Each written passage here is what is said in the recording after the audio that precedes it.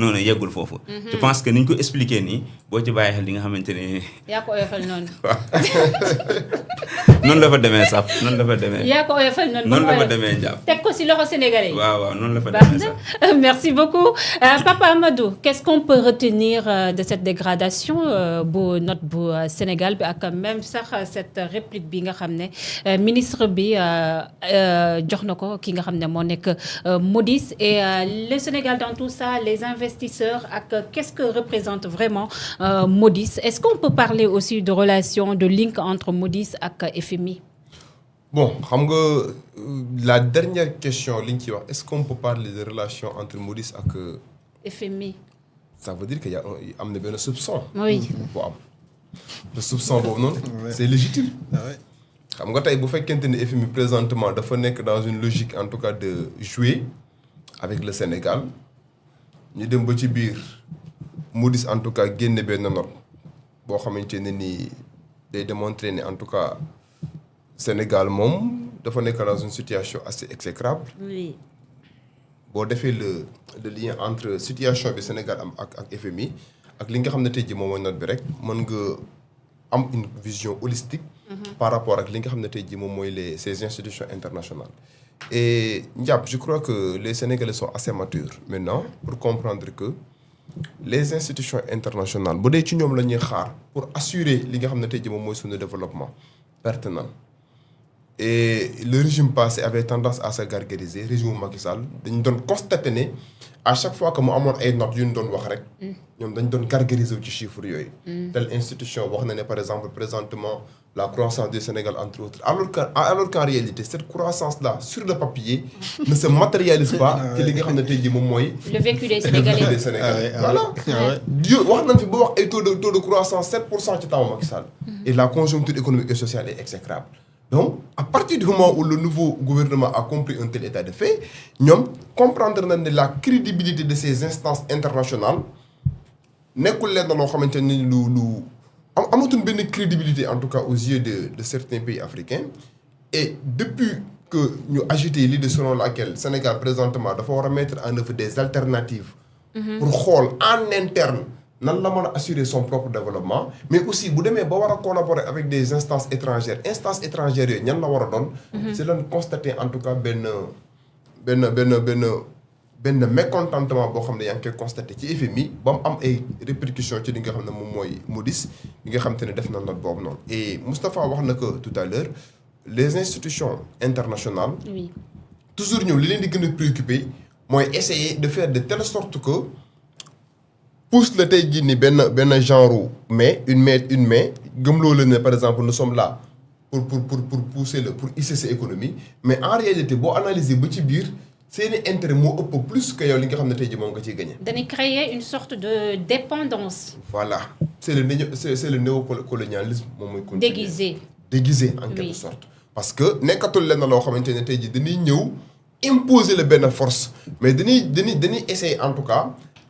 jeter le tey jii ni benn traquenard benn piège ba nga dugg ci après nag ñu commencer de la chantage. Et lu tax Sénégal tey jii war a méfier wu même ci li nga xam ne mooy ces instances étrangères déjà boo amee ak ñoom contentieux sur le terrain de l'arbitrage tu risques véritablement de perdre beaucoup d'argent. C'est vrai. Parce que la plupart des conventions yi nga xam ne dañ koy signer avec des instances internationales ci wàllum jokkalante xaalis ci contrat yi leen di lié dafa am ce qu'on appelle des clauses d'arbitrage. C'est vrai.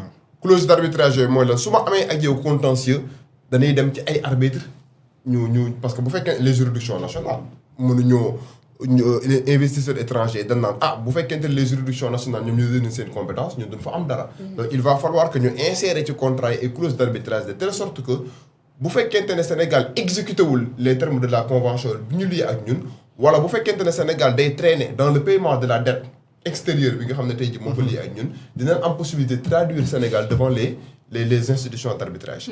Et monsieur Camara comprendre na li may bëgg a wax si un pays succombe devant une instance arbitrale mais pratiquement boo def attention ce budget mën na la ko teg en terme de dommages et intérêts. Alors da ngay gis par exemple que perdre devant les instances arbitrales ñu demande la ay 13 000 milliards yoo xam ne da nga ko war a fay en guise de dommages et intérêts. C'est vrai. Donc présentement bu fekkente ne le Sénégal est cohérent dans sa démarche li mu war a gën a privilégier mooy def de telle sorte que xool en interne nan la war a mettre en œuvre des alternatives pour assurer son propre développement mais bu demee ba war a collaborer ak des instances étrangères mu nekk ay instances yoo xamante ne nii duñ ñu chantage te am nañ benn crédibilité boo xamante ne nii dina am win-win gagnant-gagnant Sénégal du am lenn loo xamante ne tey jii nii dina ko ci perte.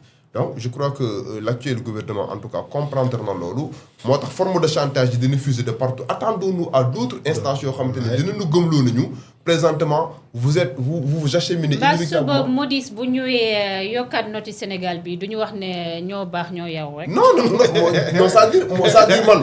ci li may nga Sénégalais aussi dafa xaw a doy waar. Là on critique Modis suba Modis mun na ñëw kii après les gens vont poster Modis nee na loolu aussi ñu ngi koy xaar. Papa Amadou man li may xaar jàpp mooy yeneen instance yu mel ni Modis génnaat pour gëmloo nañu ne nous sommes ñu ngi dem vers le chaos. Voilà. Oui. Alors qu'en réalité li ñu comprendre mooy seeni intérêt moom moo menacé wu. les instances internationales. Oui. seeni intérêt moom moo menacé wu.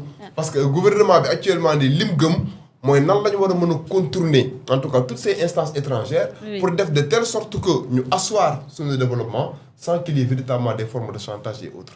te yaakaar naa ne ñoom bu ñu comprendre loolu du nekk leen loo xam ne lu leen di neex la moo tax nga gis cette agitation assez frénétique mais yaakaar naa ne ñoom boo leen gisee ñuy agité rek wala ñuy wax ne par exemple Senghor mi ngi dégradé wu rek loolu war na gën a réconforter le Sénégal que mi ngi dem vers en tout cas des lendemains meilleurs. Macha Allah, vous êtes tellement pertinent. Est-ce que duñu yemale émission bi ci la rubrique ça fait le buzz? Je m'en remets aux explications de monsieur Camara. Ah Moustapha, est-ce que Moustapha dafa ñoo gàtte ak non, est-ce que mais vous êtes excellent. tey moom dañoo gàtte moom.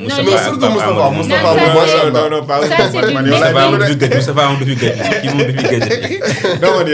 Macha Allah. Mais ça c'est du made in T3B. Fii rek ngeen ko mën a amee mais voilà vous êtes formidable.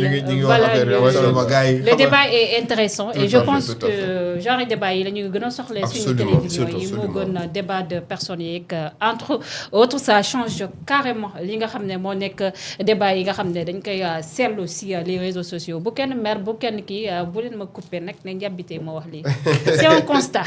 Voilà quand c'est important c'est sur T3B télé bu baax bi. Merci beaucoup à tous ces internautes yi nga xam ne qui sont déjà très nombreux à commenter liker maa ngi xalaat nag aussi mon oncle Clédor manqué nga fi bu fi ñëwoon affaire